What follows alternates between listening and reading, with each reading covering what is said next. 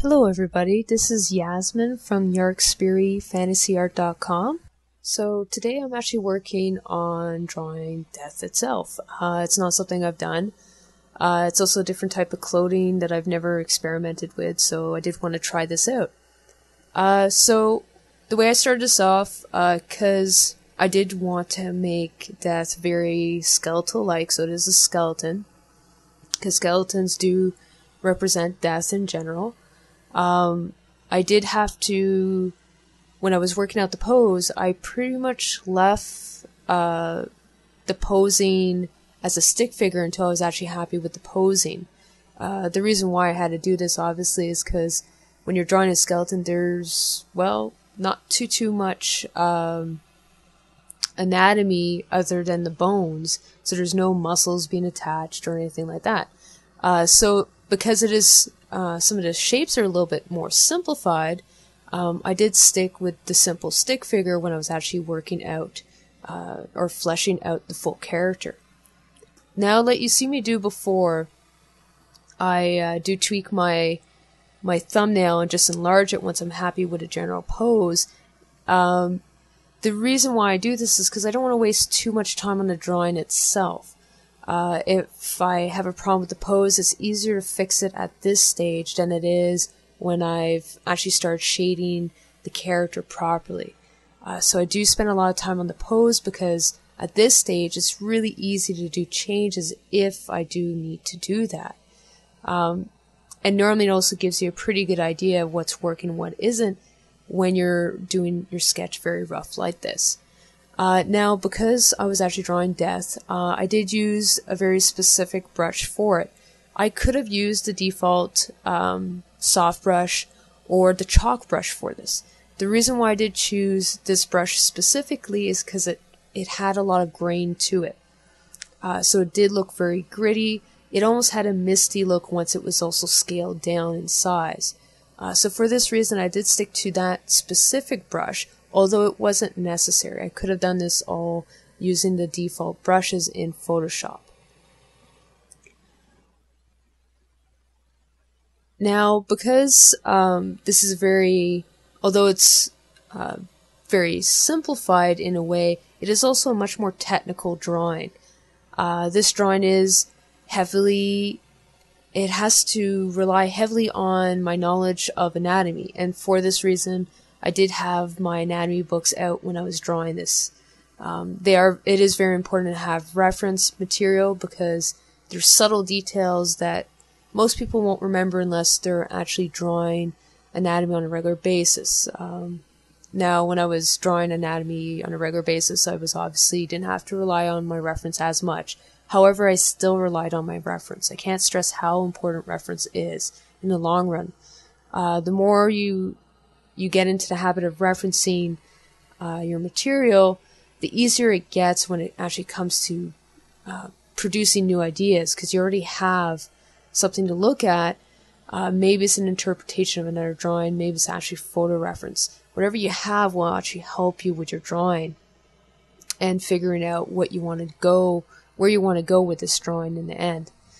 So for this drawing, I did have my reference material beside me at all times. It was really important in order to get the rib cage structure properly. And I was referring to it constantly, especially for the hand structure.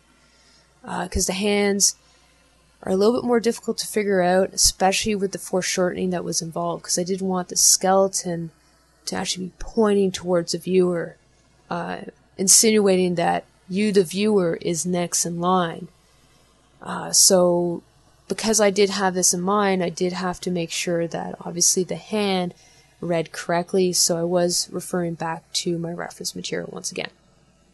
I also had to, in order to get the foreshortening correct too in the hand position, I was also looking in the mirror, because I do have a fairly large mirror beside my desk where I actually pose myself out as if I was an actual character in order to figure out the proper pose.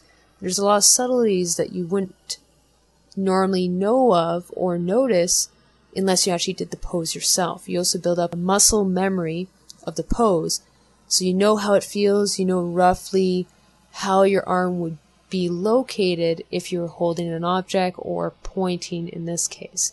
Now, I was, once again, looking in the mirror a lot when I was figuring out the pose for the arm, because he does have a scythe on his shoulder, but in order to get that pose correct, I did actually have to physically pose myself out as reference in front of the mirror to figure out how that would be done.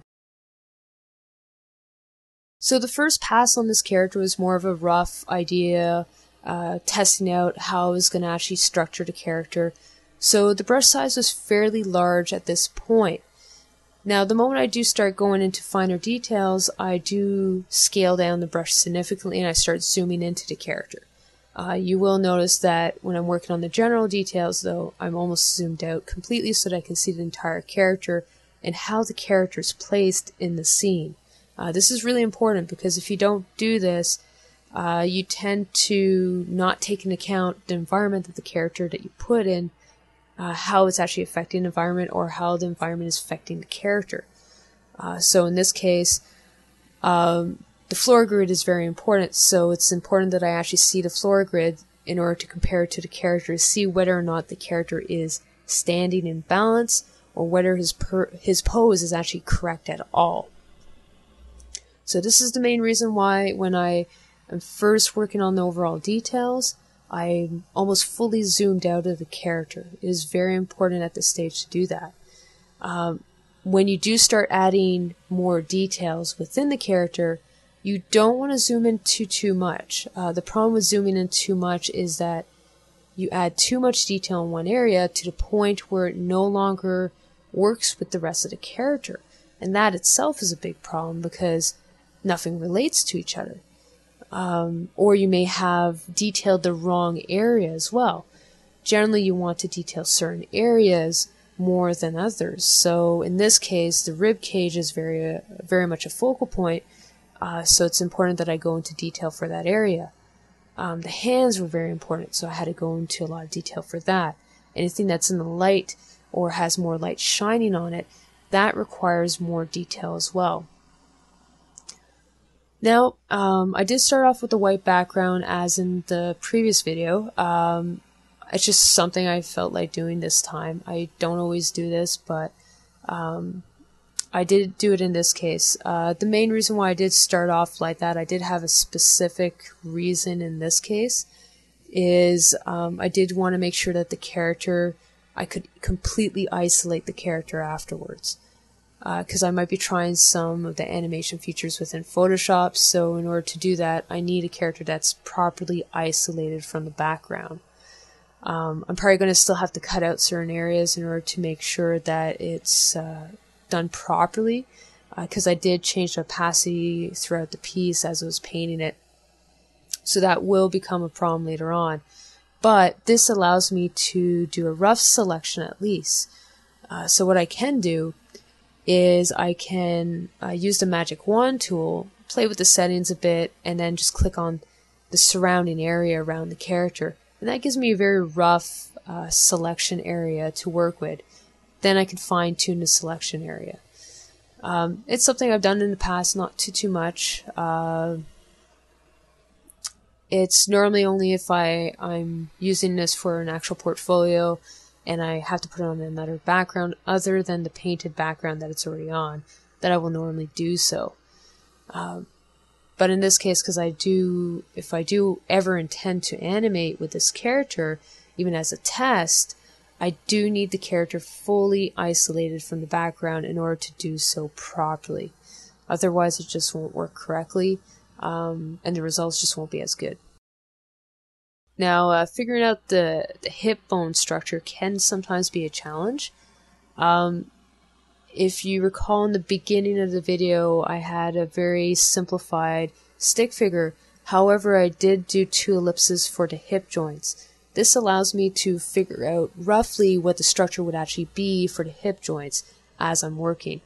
That way I don't have to go and figure out, okay, perspective-wise, this is how it's going to be. I do still have to do that, but that's a really rough guideline that's really easy to draw and saves a lot of time when you do have to figure out later on how the actual hip bone is structured. I have done some past studies on hip bone structures, rib cage structures, pretty much the full skeletal system and muscular system on my own time before I actually started making these videos. I did spend quite a few years studying anatomy, both in school and on my free time, just because it does make a huge difference in your drawing. If you understand anatomy in general, it shows in your drawings. The structure is correct, the proportions are correct, because those are all things you have to keep in mind when you're trying to understand how the human body is actually constructed. So I can't stress enough how much anatomy studies do help in your drawing skills, because everything you build up is on top of that structure to begin with. So if you understand how the foot is constructed, the knee joint, and all that, then you understand also, once you've done a little bit more studies, how the muscles relate to those joints and how they would deform given certain circumstances. Now that does take quite a while to learn, but it is worthwhile to learn, because once you learn that, it vastly improves your drawings in general. So now I've just started on the background for this character. I'm keeping the background very simple, because the focal point, once again, is the character in this piece. It's not the background. Now, although I did use photo reference for the cobblestones in both the floor and the wall, I did have to do changes to those. You have to do changes, especially once you skew the images, because the perspective is never correct, because normally the images are taken so that you can get the maximum amount of cobblestones in one image. So it can be used, if need be, for 3D textures. So that's the texture that I actually used, was actually, I believe, for originally 3D objects, something found on Google. I do normally take my own photos, however, but in this case it was a royalty-free image, so I just used that. Now, back to the texture. Although I'm using that texture, I can't use it the way it is.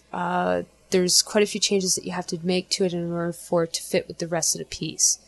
Normally the perspective is not correct, so you would have noticed that I added extra depth to the edges of the stones, especially the ones that are closest. You would see more of that raising of the stones as it comes closer. So I had to do that manually, obviously, because the picture didn't have it correctly done. I'm just doing my basic shadows. I normally actually use the color burn tool for the shadows. You have to be very careful though when you use that. It's better to minimize the amount you use it and do all your shading prior to that, because it is really easy to overdo it. And once you overdo it, as long as it's on a different layer, it's not too bad. You can always lighten the opacity of that layer, but it only works to its full capacity if you use it in only certain areas and not overly extensive.